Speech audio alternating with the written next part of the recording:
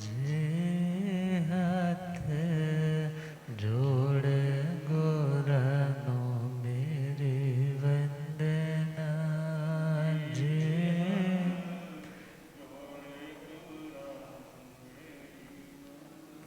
अनंत अनंत शांति के निकेतन शासनपति श्रमण भगवान महावीर स्वामी के पावन चरणारविंदों में हार्दिक भावना वंदन नमन। मेरे अंधेरे जीवन को रोशनी प्रदान करने वाले परम उपकारी आगम ज्ञान के भंडार आगम ज्ञाता आगम पुरुष जिन शास्त्र रतन हिमाचल के श्री उपाध्याय भगवंत श्रद्धे गुरुदेव श्री जितेंद्र मुनि जी महाराज साहब के पावन चरण कमलों में हार्दिक भावना वंदन नमन। पाठ पर विराजमान तपस्वी रतन श्री प्रभु मुनि जी महाराज साहब के चरणों में वंदन। धर्म सभा में उपस्थित धर्मानुरागियों, सुशीलवती माताओं एवं बहनों, असीम पुण्योदय से भाग्योदय से आप सबको संतों का समागम और वीतरागवाणी श्रवण करने का शुभ अवसर प्राप्त हो रहा है। कल तक हमने संयम के बारे में श्रवण किया था। आज हमारा विषय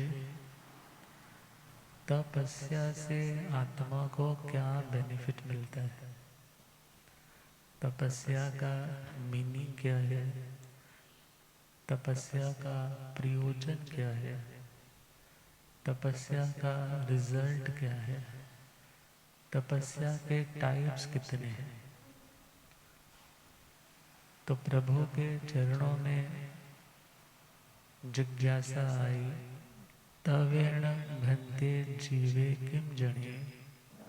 हे प्रभु, तपस्या से आत्मा को क्या प्राप्त होता है, आत्मा में ऐसा क्या पैदा होता है कि वह मोक्ष का आराधक, वह कर्मों का विजेता बन जाता है। तो प्रभु फरमाने लगे, तवेण वो दानम जने। तपस्या से व्यवदान होता है, तपस्या से व्यवदान होता है।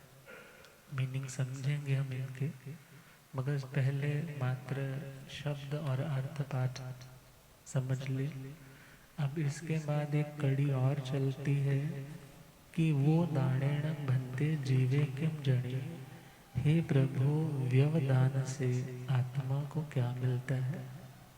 तपस्या की तो व्यवदान आया, व्यवदान के बाद क्या मिला, तो प्रभु कह रहे हैं वो दानेण अक्रियम जने। व्यवदान से आत्मा अक्रिय अवस्था को प्राप्त करता है, निष्क्रियता तक पहुंचता है। संसारिक प्रत्येक क्रिया से, कर्मजन्य हर प्रवृत्ति से, उनके स्पंदनों से सदा के लिए रुक जाता है। अक्रियाए भविता तो पश्चात सिद्धई बुद्धई मुच्चई परिनिवाई सब दुखान मंता करे।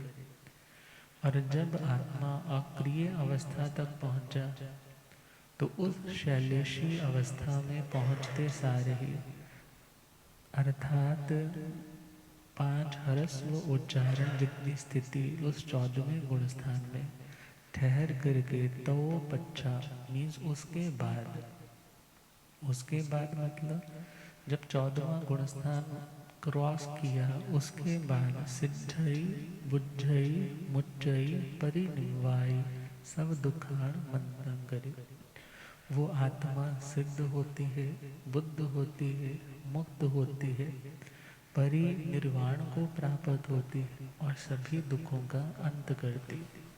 तो तपस्या का जो लास्ट रिजल्ट है, तपस्या का यदि कोई फाइनल आउटपुट है तो वह है सभी दुखों का अंत करना।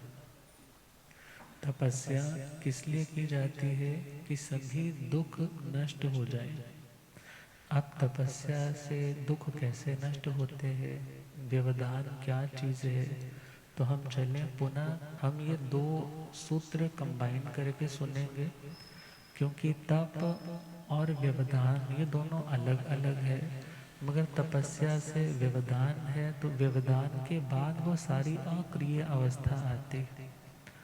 तो शास्त्रों में हमने कई बार सुना है, भव कोटि संचियं कम्मं तवसा निज रिज्जयी।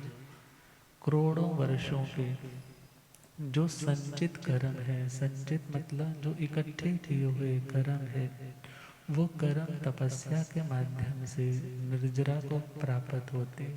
निर्जरा का मतलब उन कर्मों में फल देने की शक्ति का नष्ट होना।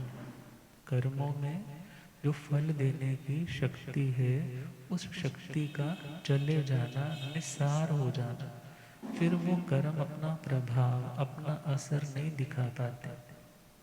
शास्त्रों में कभी भी कुछ भी पढ़ने लगे तो दो शब्द बहुत कॉमन मिलेंगे, तप और संयम। तप और संयम। तो इससे पूर्व वाला बोल हमारा संयम का था, अब आया है तप का। तो संयम भी देखा जाए संवर का ही दूसरा नाम है, सिनोनिम है। संयम का मतलब रुकना या रोकना। और कहाँ से रुकना? अधर्म के मार्ग से। और किसको रोकना? आने वाले कर्म की इनकमिंग को रोकना, उसका नाम संयम था। उसके 17 टाइप्स हमने कल सुने थे। और आज आया है तप। और आचार्य उमा स्वाति जी कहते हैं तपसा निर्जरा च, मीन्स तपस्या से संवर भी होगा, संयम भी होगा, प्लस निर्जरा भी होगा। स्टोरी से बात थोड़ा जल्दी समझ में आती है। एक राजा जिसके दादा परदादा बहुत संपन्न थे, और उन्होंने सोचा कि हमारी भावी पीढ़ी में कभी पैसे की कमी आ जाए तो इनके ऊपर तो दूसरे राजा लोग अटैक कर देंगे, क्योंकि पैसा नहीं होगा, व्यवस्था नहीं होगी सेना को देने के लिए। यदि सैलरी नहीं होगी, वेपन्स खरीदने के लिए पैसे नहीं होंगे तो कैसे चलेगा।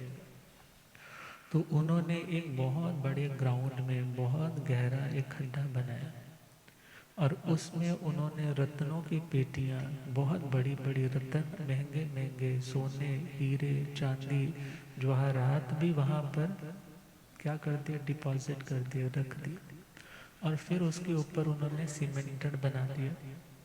सीमेंटेड करके उन्होंने उसको एक तालाब की फॉर्म दे दी। किसकी फॉर्म दे दी? एक बहुत बड़ा तालाब बना दिया। और उस तालाब में पहाड़ों से आने वाली नदियाँ पानी की गिरती। और दुनिया में सब लोगों में यही मशहूर है कि ये बहुत सुंदर तालाब है, इसका पानी बहुत स्वच्छ है, यहाँ का वातावरण बहुत निर्मल। और एक बार उस राजा की मृत्यु हो गई, मगर एक पीढ़ी बीती, दूसरी पीढ़ी आई, तो उस युवा राजकुमार को ज़्यादा समझ तो नहीं है कि हमारे बुजुर्ग कुछ ऐसा डिपॉजिट करके गए। मगर उनका जो मंत्री है वो बहुत समझदार, बहुत सयाना, उसको हर सीक्रेट घर की बात का भी पता रहता है। और एक समय ऐसा आया कि वहाँ संकट ऐसा उपस्थित हुआ कि वित्तीय संकट, इकोनॉमिकली वो वीक होने लग पड़े। और जब वीक होने लगे, शत्रु राजाओं को खबर लगी, तो उन्होंने सोचा अब इन्हें हड़पने का, इनकी इस स्थान को अपनी मलकियत बनाने का बहुत सुंदर अवसर है। तो जब ये स्थिति देखी कि अपने सैनिकों को देने के लिए सैलरी नहीं, भोजन पानी की व्यवस्था नहीं, पैसा जा रहा है, तो ऐसे समय में अब क्या करें, बहुत चिंताग्रस्त है। उनकी उस चिंता को देख करके उनका जो मंत्री था वो आया, कहने लगा युवराज इस तरह घबराने से काम नहीं चलेगा, आप चिंता ना करें। आप भले इस टाइम सोच रहे हैं कि क्या होगा, मगर इस बारे में आपके बुजुर्ग कितना सोच करके व्यवस्था करके गए। कहने लगे कौन सी व्यवस्था? कहने लगे आप तो बहुत बड़े सोने चांदी हीरे रत्नों के भंडार के मालिक है। कहने लगे क्यों झूठ बोल रहे हो, मेरे पास तो क्या है, अब तो मेरे पास कुछ भी नहीं है, सारा राजकोष खाली होने को आ गया है, तो अब तो मैं बिल्कुल बैंकरप्टेड सा हो चुका हूँ, कुछ भी नहीं। कहने लगे आप मायूस मत होइए, आप मेरे साथ चलिए। सारा वो गुप्त रहस्य उस राजकुमार को बताया। अब उस तालाब से उसको निकालना है तो इस तरीके से तो नहीं ना निकलेगा, पानी भी रहे दलदल भी रहे, डुबकियां लगाए, जगह नीचे से उखाड़ करके निकाले तो बड़ा लंबा प्रोसीजर, बड़ा डिस्टर्ब प्रोसीजर हो जाएगा। तो कहने लगे महाराज सबसे पहले हमें इस तालाब में आने वाले उस पानी के फ्लो को बंद करना होगा कि नया पानी उस तालाब में एंटर ना करे। और जब उन्होंने वो सारे जो द्वार बनाए थे पानी की इनकमिंग के, उनको क्या कर दिया, बंद कर दिया, उन गेट्स को पूरी तरह से बंद कर दिया। और जो पानी ऑलरेडी है अब उसको निकालने के लिए उन्होंने अपने जो वर्कर्स हैं उनको लगाया कि इसको खाली करो, इस पानी को उलीचो, मतलब इसको बाहर निकालो। पानी निकालते गए एक समय आया कि पानी तो बाहर आ गया मगर अभी दलदल है, मड्डी मड्डी है, तो उसको सूखने के लिए मंत्री ने कहा अभी धूप की आवश्यकता है, आप धूप लगवाओ इसको, जब सूख जाएगा तो हमारा चलना भी आसान हो जाएगा। और जब वो पूरी तरह सूख गया फिर उस दबे हुए खजाने को उन्होंने क्या किया, खुदाई करनी शुरू की। और जब खोदने लगे तो धीरे धीरे उनको रत्नों की पेटियां, उनको कीमती गहनों की पेटियां नसीब हुई। और उसे देख करके सारी चिंता काफूर होगी कि मैं इतना बड़ा, इतनी बड़ी प्रॉपर्टी का मालिक था मगर मेरे को पता नहीं था। अब कोई चिंता की जरूरत, साधन मिले, शत्रुओं को हराया और अपने साम्राज्य को पुनः अच्छे से व्यवस्थित किया। अब ये स्टोरी बड़ी इजीली समझ आ गई होगी ना। अब इसको हमने रिलेट करना है आत्मा के साथ। अब आत्मा के अंदर वो खजाना कौन सा है, अनंत ज्ञान, अनंत दर्शन, अव्याबाद सुख, अनंत वीर्य। या यूं कहें जो अष्ट गुण आत्मा के हैं, अष्ट कर्मों के आवरणों के कारण वो दबे हुए हैं। अननोइंगली हम अनजानेपन में दुखी होते रहते हैं, पर भाव को स्वभाव समझते रहते हैं। जो मेरा नहीं है उसे मेरा बनाने के लिए तड़पते रहते हैं। मगर जब एहसास होता है जो तेरा है वो कहाँ है, तेरे पास है। तेरे अंदर चानन,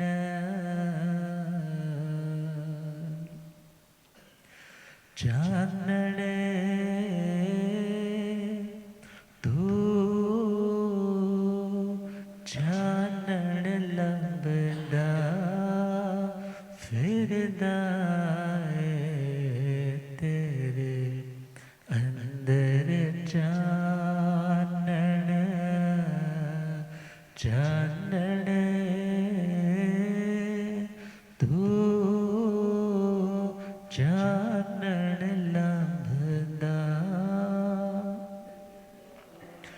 तेरे सोए गवाच घर अंदर तू बाहर लंबदा फिरदा तेरे सोए गवाच घर तू बाहर लंबदा फिरदा। तो प्रभु ने क्या समझाया, तुम जिसे ढूंढ रहे हो वो बाहर कभी नहीं मिले, क्योंकि जो चीज खोई ही घर के अंदर है वो बाहर कहाँ से मिलेगी। अब वही विवेक जागृत करने के लिए तप का, संयम का संदेश दिया कि जो भीतर शांति है उसको किसने ढका है, वो आत्मा ने खुद ढका है। मगर उस खजाने तक पहुंचने के लिए क्या करना होगा, फर्स्ट स्टेप इस बात पे विश्वास करना होगा कि खजाना अंदर है। क्या करना होगा? शांति अंदर है। यदि ये विश्वास नहीं है तो श्योरली वो व्यक्ति सम्यक दृष्टि नहीं है। और जो सम्यक दृष्टि है उसी की तपस्या सम्यक है, उसी का संयम सम्यक है। और जिसने फिर उसके लिए प्रयास किया, क्योंकि आने वाले कर्म के फ्लो को रोकने के लिए बांध बनाने में भी तो जोर लगेगा, पोटेंशियल लगेगा, शक्ति लगेगी। नियम पच्चखान धारण करने में भी व्यक्ति की शक्ति लगेगी। तो उसने देखा कि मिथ्यात्व के कारण, अविरति के कारण, प्रमाद के कारण, कषायों के कारण, योगों के कारण, अर्थात उनकी प्रवृत्तियों के कारण मेरी आत्मा रूपी तालाब में कर्म का पानी एंटर कर रहा है। अब सबसे पहले उनको रोका तो संयम हो गया, उनको रोका तो संवर हो गया, नया कर्म का पानी आना बंद हो गया। अब इसके बाद सेकंड स्टेप कौन सा किया? तपस्या। कौन सा? तपस्या। तपस्या का मतलब जो पानी ऑलरेडी कलेक्टेड है, ऑलरेडी आ चुका है, उस पानी को अब निकालना। अब निकालने के लिए वो अलग अलग देखा जाए बकेट्स हैं, और उन बकेट्स में भर भर के आत्मा को उन कर्मों के पानी को निकालना। वो पराक्रम कौन सा? अनशन का, उनोदरी का, भिक्षाचरी का, रस परित्याग का, काय कलेश का, प्रतिसल्लीनता का, प्रायश्चित का, विनय का, वैयावृत्य का, स्वाध्याय का, ध्यान का, व्युत्सर्ग का। अर्थात ये 12 टाइप है, ये 12 तरह का मेथड है कि जिसके द्वारा कोई व्यक्ति अपने इस भीतर के खजाने तक पहुंचेगा। और जब उसको खाली किया है, फिर धूप भी लगी, अर्थात धीरे धीरे वो सूखने लगा। फिर उसको उसने उखाड़ना शुरू किया, भूमि को खोदना शुरू किया, गहराई में जाना शुरू किया। तो उसे एहसास हुआ कि सिद्धा जैसा जीव है, जीव सो ही सिद्ध होए, कर्म मैल का आंतड़ा बिरले बूझा कोई। अब जैसे ही उसे इस बात का ज्ञान हुआ कि मैं निश्चय से तो शुद्ध बुद्ध हूँ, कर्मों से मुक्त हूँ, मगर उस निश्चय तक पहुँचने के लिए ये व्यवहार की साधना तो करनी पड़ेगी, 12 तरह की तपस्या भी अपनानी पड़ेगी। यदि you are already fine, you are already शुद्ध pure, then there is no need to attain the method of cleanliness. फिर ज़रूरत ही नहीं है कि तुम यदि यह कहो कि मैं तो पहले से ही शुद्ध हूँ, तो वहाँ पर न श्रावक वृत्ति लेने की ज़रूरत है, न साधु वृत्ति की ज़रूरत है। कोई बोले मेरे हाथ तो पहले से ही साफ है, तो उसको साबुन से धोने की ज़रूरत। तो मेज जो शुद्ध नहीं है उसी को शुद्धि का प्रयास, शुद्धि के लिए पराक्रम, शुद्धि के लिए प्रैक्टिस करनी होती है। तो अभी हम संसारिक आत्माएं हैं, तो संसारिक आत्माओं को अपने अपने शक्ति के अनुसार उन कर्मों का शोधन करना। तो तवेण भंते जीवे किम जड़िए कि हे प्रभु, तपस्या से आत्मा में क्या पैदा होता है, मीन्स तपस्या से उसे क्या बेनिफिट मिलता है। तो प्रभु ने कहा तवेण वो दानम जड़िए, तपस्या से व्यवधान पैदा होता है। क्या पैदा होता है? आपने वर्ड अक्सर सुना है व्यवधान, सुना है व्यवधान? तो व्यवधान का मतलब रुकावट, मगर वहाँ पर धनुष वाला है, यहाँ दबात वाला है। व्यवधान कौन सा वर्ड है? व्यवधान। अब आप लोगों ने वरदान शब्द भी सुना होगा, हाँ, तो ये व्यवधान है। तो तपस्या से व्यवधान होता है। व्यवधान का मतलब क्या है? वी अव और दान, वी अव और दान, इससे क्या शब्द बना? व्यवधान। वी का मतलब विशेष पराक्रम के साथ।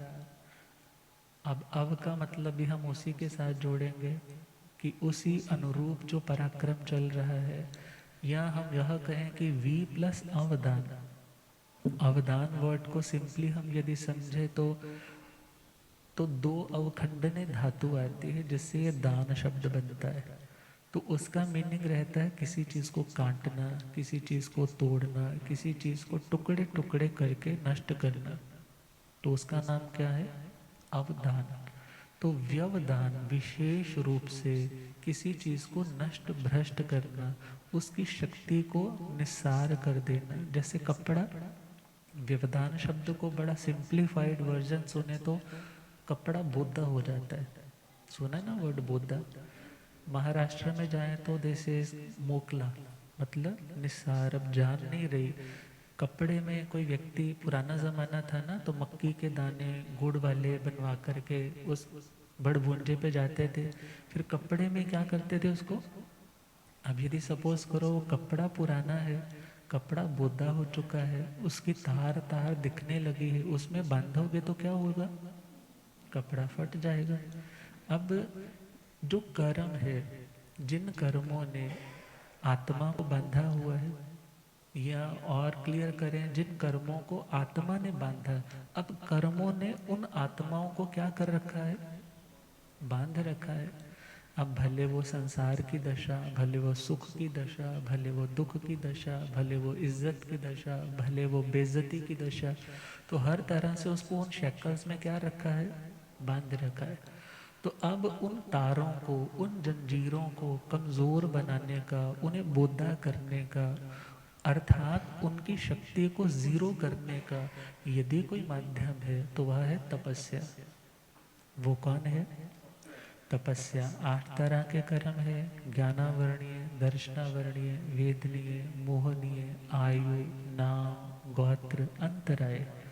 तो सबसे पहला प्रयास साधक का रहता है कि घाती कर्मों को क्षीण बनाना। किन कर्मों को? जो केवल ज्ञान, केवल दर्शन को रोकेंगे, उन कर्मों को, जो आत्म स्वरूप तक पहुंचने में रुकावट डालते हैं, उन कर्मों को सबसे पहले क्षीण किया जाता है। ज्ञानावरणीय, दर्शनावरणीय, मोहनीय और अंतराय। और जब ये काम हो जाता है तो उसके बाद बाकी 4 को काटना तो बहुत इजी रह जाता है। अर्थात उन कर्मों की जंजीरों को, उन कर्मों के कैद खाने को यदि हम चाहते हैं वो खंडहर हो जाए, वो जल्दी टूट जाए और पंछी इसमें से उड़ जाए, तो उसे खंडहर बनाने के लिए एसिड रेन करनी पड़ेगी ना। उन्हें खंडहर बनाने के लिए कोई ऐसी एसिड रेन हो कि वो पूरे का पूरा क्या हो जाए, बस मात्र कागजी महल रह जाए, उसके अंदर का जो सार भाग है वो निकल जाए। तो उसे निसार बनाने का जो माध्यम है उसका नाम है तप। उसका नाम क्या है? तप। और अक्सर आप लोग देखते हैं तपस्या करने से शरीर पे बड़ा प्रभाव आता है, और लोग कह देते हैं अरे ऐसी तपस्या का क्या फ़ायदा जिसमें तुम खुद को दुखी बनाते हो, खुद को दुख देते हो। तो ध्यान देना है, एक आत्मा है, एक कर्म है। एक आत्मा है और दूसरा कर्म। हमारा प्रयोजन तपस्या का आत्मा को दुखी करना नहीं है, आत्मा को तंग करना नहीं है, आत्मा को कमज़ोर बनाना नहीं है, आत्मा को तपाना नहीं है, बल्कि हमारा प्रयोजन क्या है? किसको वीक करना है? कर्मों को वीक करना है। मगर अब कर्म अकेले तो, यदि यूनिवर्स में उनकी लेयर्स हैं, वो वर्गणाएं हैं, तो उनका तो कोई हमारे साथ लेना देना नहीं। मगर जो कर्म हम बांध चुके हैं, जिन कर्म कार्मण वर्गणाओं को हम कर्म रूप में एक्सेप्ट कर चुके हैं, जो आत्मा के साथ एक मेक होकर के मिल चुके हैं, अब उसे कैसे अलग करना है? अब उसे अलग करने का जो माध्यम है वो तपस्या। जैसे किसी को घी निकालना है, मक्खन से क्या निकालना है, तो वो कैसे निकालेगा? वो पैन में डालेगा, कढ़ाई में डालेगा, उसमें रखेगा और फिर नीचे से क्या ऑन करेगा? गैस ऑन करेगा। उसकी आंच, उसका ताप, उसकी अग्नि से, उष्णता से वो कढ़ाई सबसे पहले तपेगी। फिर सेकंड कौन तपेगा? मक्खन तपेगा। अब मक्खन तपेगा तो मक्खन के अंदर 2 कंटेंट है, एक छाछ और दूसरा घी। 2 कंटेंट है ना उसके अंदर, छाछ भी उसके अंदर है प्लस घी भी उसके अंदर है। घी इज द प्योरेस्ट फॉर्म, वो सबसे निर्मल जो उसकी अवस्था है, जो उसका सबसे बड़ा सार भाग है। मगर अब विचार करें, कोई बोले जी मक्खन तपाया जा रहा है, उसका अंदर वाला कंटेंट घी भी तप रहा है। तो घी और छाछ अभी एक मेक है। अभी किस अवस्था में है? अभी तो बिल्कुल एक मेक अवस्था में है। और जब उसको तपाया जाएगा तो देखा जाए हमारा प्रयोजन घी तक पहुंचना है। हमारा प्रयोजन उस कड़ाही को तपाने का नहीं था। हमारा प्रयोजन किसको तपाने का है? उस अशुद्धि को तपाने का है। तो शरीर इज इक्वल टू उस कड़ाही की तरह, उस पैन की तरह। और उस शरीर रूपी कड़ाही में कौन है? आत्मा। कौन है? आत्मा। और वो कौन सी आत्मा? जो अशुद्ध प्लस शुद्ध। हाँ, कथनचित शुद्ध है, कथनचित किन्हीं अंशों में उसमें शुद्धता है और किन्हीं अंशों में उसमें अशुद्धता है। अब कर्म और आत्मा दोनों एक में होकर के भीतर है ना शरीर के। अब हमारा प्रयोजन तो क्या है? कर्म अलग हो जाए और आत्मा अलग हो जाए। तो जब कोई व्यक्ति तपस्या करता है, जो बाह्य तपस्याएं हैं उनमें असर ज़्यादा दिखता है शरीर पे। अभ्यंतर तपस्याओं में शरीर पे वैसा असर नहीं दिखता। तो विचार करना है, जो अभ्यंतर तपस्या और बाह्य तपस्या, इसके भेद पे भी हम बाद में चलते हैं। पहले जस्ट तपस्या को समझ ले। तपस्या में तपना पड़ेगा, और जब तपना पड़ेगा तो देह पे असर सामान्य या कभी विशेष रूप से दिखेगा। मगर हमारा प्रयोजन देह को उस रूप में तो खराब करना नहीं है। मगर हमारा प्रयोजन क्या है? बिना कड़ाही के तपे मक्खन तपेगा नहीं, बिना उसके तपे घी निकलेगा नहीं। तो घी तक पहुंचना लक्ष्य है। और आगे चले, आप लोगों ने होली का दहन की स्टोरी सुनी होगी। होली, अभी तो यहाँ पर तो कल्चर जस्ट वही आता है ना कि होली रंग लगा दिया। मगर यदि हम दूसरी साइड में चले, उधर महाराष्ट्र यूपी की ओर चले जाएं, तो वहाँ पर होली का दहन मतलब वो लकड़ियाँ लगाते भी है, उसमें जैसे प्रॉपर चीज़ें डालते हैं, फिर उसको जलाते हैं। वो किस रूप में जलाते हैं? कि हिरण्यकश्यप की जो बहन थी, उसने भक्त प्रहलाद को क्या कहा था अपने भाई को कि मैं इस बच्चे को क्या कर दूंगी, क्योंकि मुझे वरदान है कि मुझे अग्नि जलाएगी नहीं, और मैं इसको गोद में लेकर बैठूंगी और ये जल जाएगा। यदि इसका धर्म सच्चा, यदि इसका परमात्मा सच्चा, इसका देव सच्चा, तो ये बच जाएगा, अदरवाइज ये नष्ट हो जाएगा और मैं फिर पुनः बच जाऊंगा। हाँ, सुनते हैं ना। और कौन जला था उसमें? होलिका तो जल गई थी, मगर भक्त प्रहलाद बच गई, अग्नि शांत हो गई। इसी प्रकार देखा जाए, यदि कुछ नष्ट होगा, यदि कोई खराब होगा, तो वो होने वाला तत्व पर तत्व है, अर्थात अपना नहीं है। अर्थात वो पर भाव, वो कर्मों का जो होलिका है उसको जलाना प्रयोजन है। मगर क्यों जलाना है? कि उस प्रहलाद तक पहुंच सके। किस तक पहुंच सके? वो शुद्ध स्वरूप तक पहुंच सके, इसलिए तप किया जाता है। और देखना होगा, जो तपस्या है, बहुत लोग तो फिजिकल फिटनेस के लिए तप करते हैं। क्योंकि आज के टाइम में यदि एक डाइटिशियन बोले कि तुम ऐसा करोगे तो तुम्हारा बीपी नॉर्मल होने लग जाएगा, डायबिटीज़ ठीक हो जाएगी, कैंसर रेट कम हो जाएगी, तो व्यक्ति को लगता बड़ा लॉजिकल चीज़ बताई जा रही है। इवन तपस्या के ऊपर एक व्यक्ति नोबेल लॉरिएट है, उसने ऑटोफेजी वो एक रिसर्च की है। अर्थात जब व्यक्ति भूखा रहता है तो इस तरीके के जो सेल है जो हमें आने वाले टाइम में नुकसान देते हैं, उनका विनाश होता है। अब उस सेंस से कोई तपस्या करता है तो वो इस कैटेगरी में नहीं आती जो जैन मत में तपस्या कही जाती। मगर जब आप इस लक्ष्य से करते हैं कि मेरे कर्म कटेंगे, मेरे वो बुरे संस्कार कटेंगे, मेरी वो बुरी विकारों की श्रृंखलाएं टूटेंगी, मेरी वो वासनाएं टूटेंगी, जिनके कारण मैं गलत ट्रैक पे फोर्सिबली मेरे को कोई धकेल देता है गलत ट्रैक पे चलने के लिए, तो उन संस्कारों को नष्ट करने का यदि कोई माध्यम है तो उसका नाम है तपस्या। तपस्या दो टाइप की है, बाह्य तप और अभ्यंतर तप। बाह्य का सिंपल एक मीनिंग है जिसका बाहर की दुनिया को भी दर्शन हो जाए कि ये तप कर रहा है। और अभ्यंतर का मतलब जिसमें ज़्यादातर लोगों को पता नहीं चलता कि ये तप कर रहा है। और आगे चले, बाह्य का मतलब जो जैन मत से बाह्य संप्रदाय है, जैन मत से जो अन्य बाह्य जो संप्रदाय है, धर्म के प्ररूपक है, तो उन लोगों की दृष्टि से भी जिसे तप माना जाता है उसे बाह्य तप का। मगर जिसके लिए जैन मत में बहुत ही स्ट्रेस के साथ कहा जाता है कि ये भी तपस्या है, ये उत्कृष्ट तपस्या है, उसे अभ्यंतर, अभ्यंतर मतलब अंदर की मतलब जो अपने संप्रदाय के अंदर की बात है, जिसमें उसने कहा कि ये भी तपस्या है। और बाह्य तपस्या में जहाँ बाहर की चीज़ों के त्याग का प्राधान्य रहेगा, और अभ्यंतर जहाँ पर भीतर की शुद्धि के लिए भीतर के संस्कारों के त्याग का प्राधान्य, प्रायोरिटी रहेगी। तो बाह्य में तपस्या में अनशन, उनोदरी, भिक्षाचरी, रस परित्याग, काय कलेश और प्रतिसंलिप्त। अनशन, अशन का मतलब भोजन, अनशन का मतलब नो फूड, कुछ खाना नहीं। अब कुछ नहीं खाना तो आप कहोगे महाराज हमने तो ऐसे ऐसे लोग देखे हैं जो दिल्ली में कोई इंडिया गेट पे धरना देकर बैठा है, कोई अपनी डिमांड्स पूरी करने के लिए भूख हड़ताल पे बैठा है, कि वो तपस्वी हैं, उनकी ठाइयाँ हो जाएंगी। तो वो तपस्या नहीं है, वो एक प्रोटेस्ट है, वो अपनी एक डिज़ायर को लेकर के व्यक्ति कर रहा है।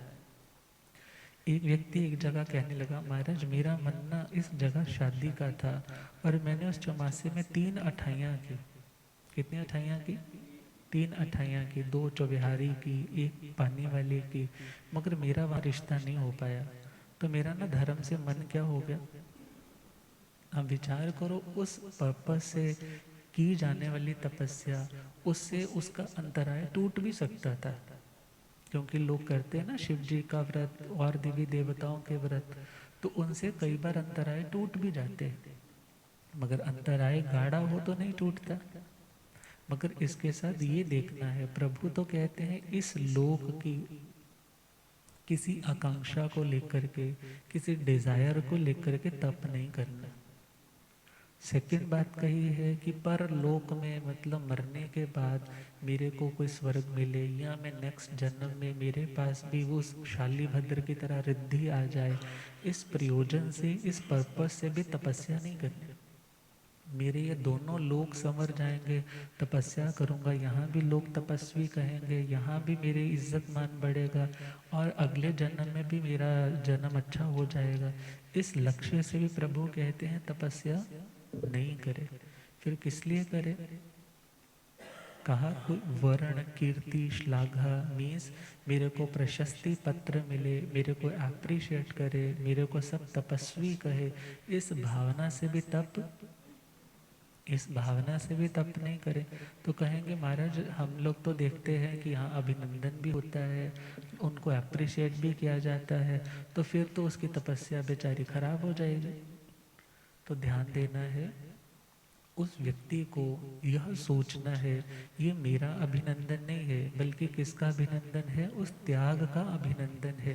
और इसलिए अभिनंदन किया जा रहा है कि औरों को मोटिवेशन मिले कि तुम भी तपस्या कर सकते हो यदि यह व्यक्ति कर सकता है। मगर अपने अंदर ये लालसा, ये भावना लेकर के नहीं बैठना कि मेरा वाह वाह करने वाले लोग आए, मेरे घर में साता पूछने वालों की लाइन लगी, इस भावना से तपस्या नहीं करनी।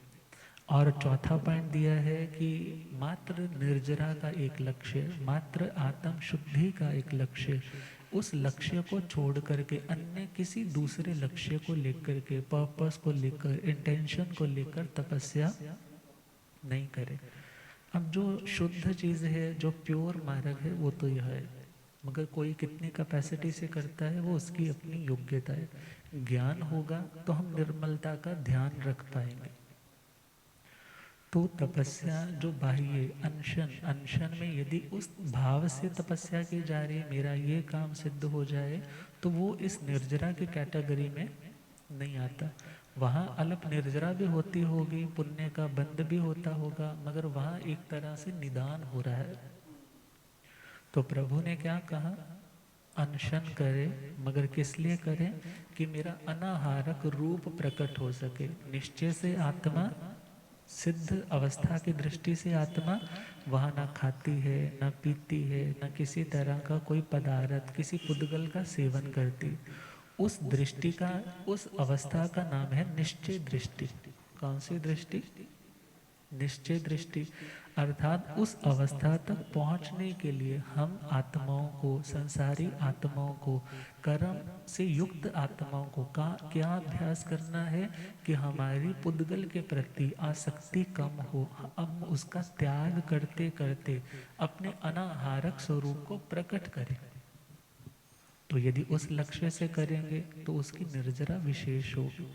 तो पहला है अनशन, और अनशन देखा जाए हर टाइम के अकॉर्डिंगली व्यक्ति करता रहा है। प्रभु के शासन में 6 महीने का तप, क्योंकि प्रभु ने 6 महीने उत्कृष्ट तप किया तो उस दृष्टि से 6 महीने कह दिए। प्रभु आदिनाथ ने कितने महीने क्या किया?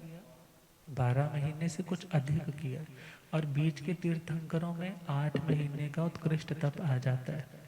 अर्थात जितना हो सकता व्रत, बेला, तेला, चौला, अठाई, मास खमण, अर्ध मास खमण, 2, 3, 4, और किसी में पोटेंशियल ज़्यादा है वो आगे भी बढ़ सकता है, मगर वहाँ पर लोक अपवाद ना हो। लोक अपवाद ना हो उस दृष्टि से कहा तुम इतने तक करें। उतने तक करेंगे तो शासन की शोभा भी बढ़ेगी। मगर कोई करता भी है तो शासन की उसमें निंदा नहीं होती, बल्कि हाँ उसको रिकवरी में ज़्यादा टाइम भी लग सकता है। और मन में ये भावना भी नहीं लेकर आनी अरे मैंने तो भगवान से ज़्यादा तप कर लिया, कहीं वो भावना आ जाए। इसलिए कहा जाता है कि तुम 6 महीने तक का तप कर लो। भगवान महावीर स्वामी के शासन की बात है। अब आगे चले। पहला तप है अनशन। ये थोड़ी देर का भी होता है और सारी उम्र का भी होता है। थोड़ी देर वाला मतलब 28 की, उसके बाद पारणा कर लिया, मांस खमण किया, पारणा कर लिया। और सारी उम्र का कौन सा होता है? जब संथारा लिया जाता है, संथारे में चारों आहारों का त्याग किया जाता है। अब संथारे में भी कोई सागारी करता है और कोई बिना सागारों के करता है। बच गया तो खोल लूंगा, और यदि नहीं बचा तो मृत्यु का शांति पूर्वक वर्ण करूंगा। अब ये हुआ अनशन तप। दूसरा तप है ऊनोदरी तप। ऊनोदरी का मतलब, ऊणा का मतलब थोड़ा, उदर का मतलब पेट। इस पेट को अपनी भूख से थोड़ा कम भरना। अब यदि आपके पास घरों में मिक्सी है, ग्राइंडर है, तो आपने सपोज भल्ले बनाने हैं। हाँ, भल्ले के लिए कौन सी दाल यूज करते हैं? आवाज नहीं आ रही। मूंग की दाल करते, उड़द की दाल यूज करते। आपने उड़द की दाल उसमें अच्छे से मिक्सी को पूरे ढक्कन तक, किनारे तक भर दी। ढक्कन लगाया, आपने चलाने की कोशिश की, वो हल्की सी आवाज आई, बंद होगी। क्यों बंद होगी? पूरा ही भर रखा है। फिर आपने उसमें से 2, 3, 4 चम्मच निकाले, थोड़ा सा पानी डाला, फिर आपने चलाया और वो रोटेशन हो गई। इसी प्रकार यदि अपना पेट भी यहाँ तक भर रखा है, तो डाइजेशन में प्रॉब्लम आएगी। थोड़ा थोड़ा डाइजेस्ट होगा, पचेगा, बाकी वाला अन्न पड़ा पड़ा सड़ेगा। सड़ेगा मतलब नई नई सिक्रेशंस, नए नए एसिड प्रोड्यूस्ड होंगे, और उन एसिडिक रिएक्शन से फिर नए नए रोग, बीपी वाला, किसी को डायबिटीज़ वाला, किसी को कॉन्स्टिपेशन वाला, अलग अलग रोग आएंगे। और यदि भूख से कम खाया है तो व्यक्ति को एक तो डाइजेस्ट करना भी आसान रहता है, और उस व्यक्ति की उस पुद्गल के प्रति आसक्ति भी कम होती है। सपोज स्वाद बहुत है, रोटी तो खा ली भर पेट, मगर कोई और स्वाद चीज़ सामने आ गई, लाओ जी इसको भी लाओ, इसको भी लाओ, दूसरा और ले आया, चल थोड़ा सी बाइट इसकी भी दे दो। तो इससे व्यक्ति का मोह, इससे व्यक्ति की पुद्गल के प्रति आसक्ति बढ़ती है। और इन चीज़ों के त्याग से एक तो पुद्गल के प्रति आसक्ति कम होगी, और दूसरा तपस्या हो जाएगी। तो ये तो देखा जाए भोजन की उनोदरी है।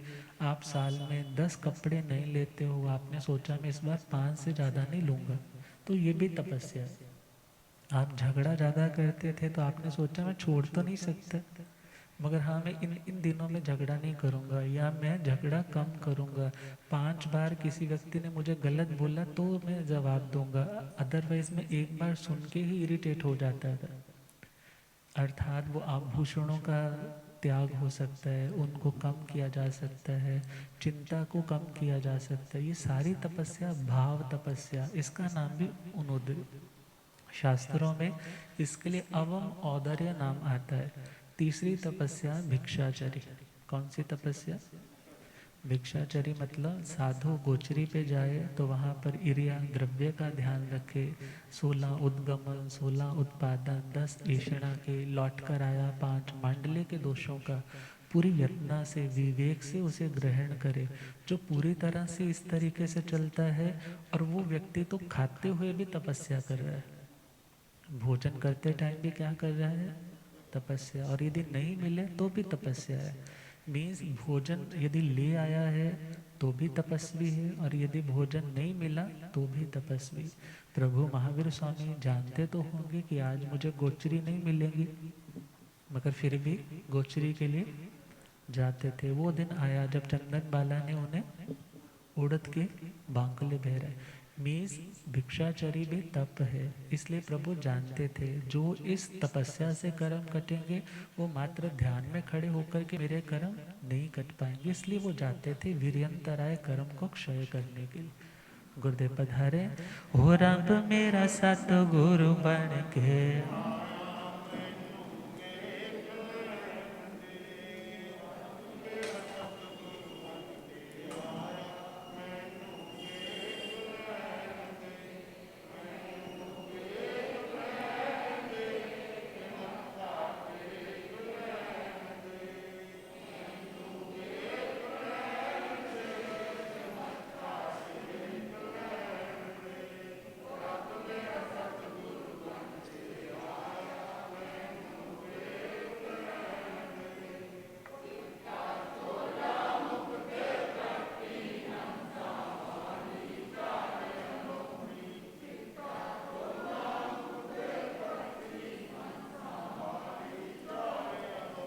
होत चुकदा है संसार मैनो,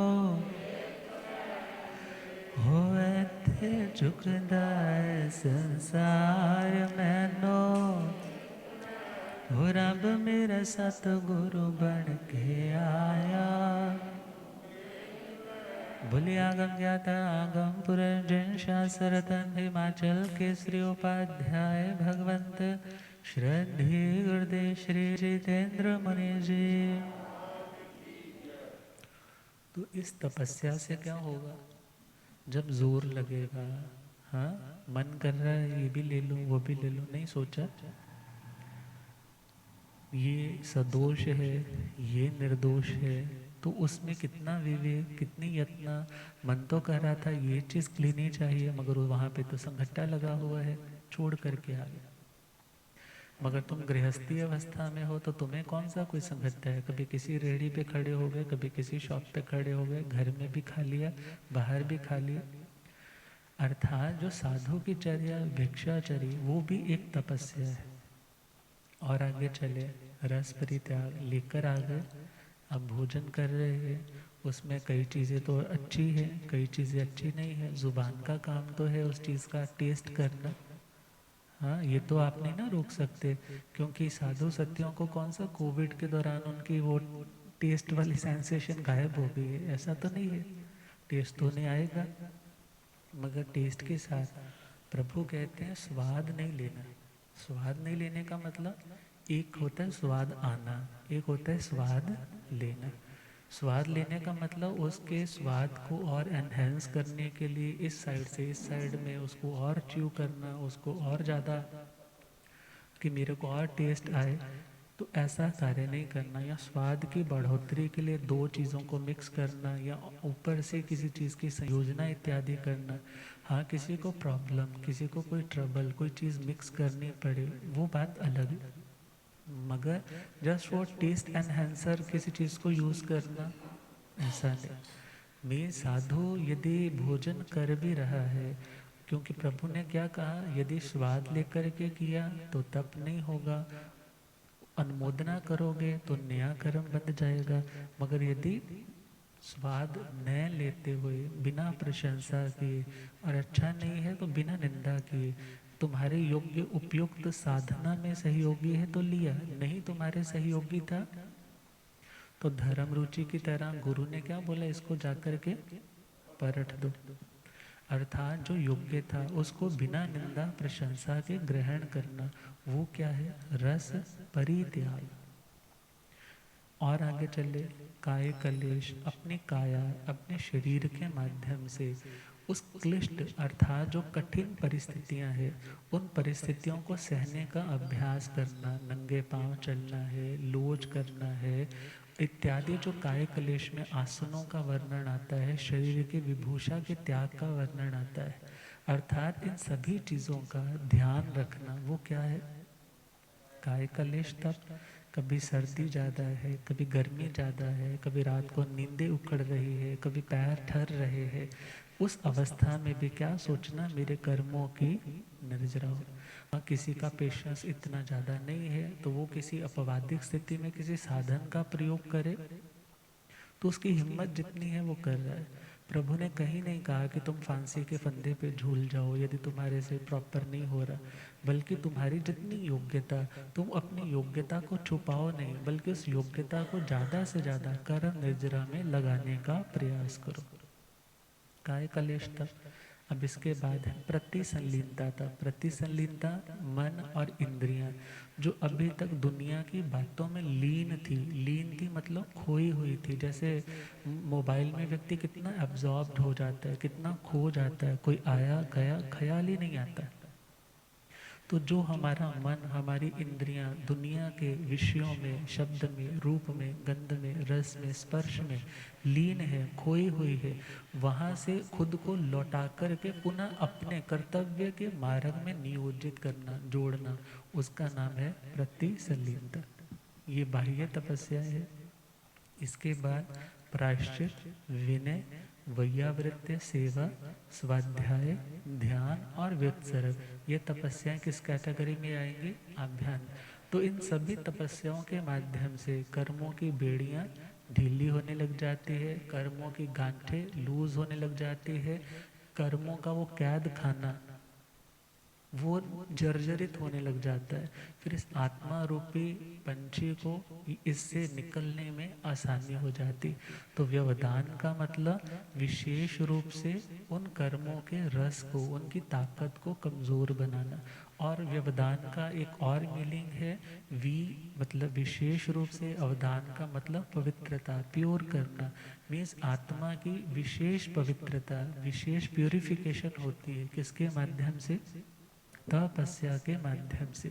और व्यक्ति क्या सोचे, 3 बार भोजन भजन एक बार है, 3 बार भोजन भजन एक, इसमें भी आते रे झंझट हजार है, इसमें भी आते रे। मन ने कहा रे कल स्थानक चलेंगे, मन ने कहा रे कल स्थानक चलेंगे और शास्त्र सुनेंगे, स्थानक चलेंगे और शास्त्र। इतने में आ गया रे वायरल बुखार है, इतने में आ गया रे वायरल। 3 बार भोजन भजन एक बार है, 3 बार। मन ने कहा रे आज चौविहार करूँगा, मन ने कहा रे आज चौविहार करूँगा और घर में रहूँगा।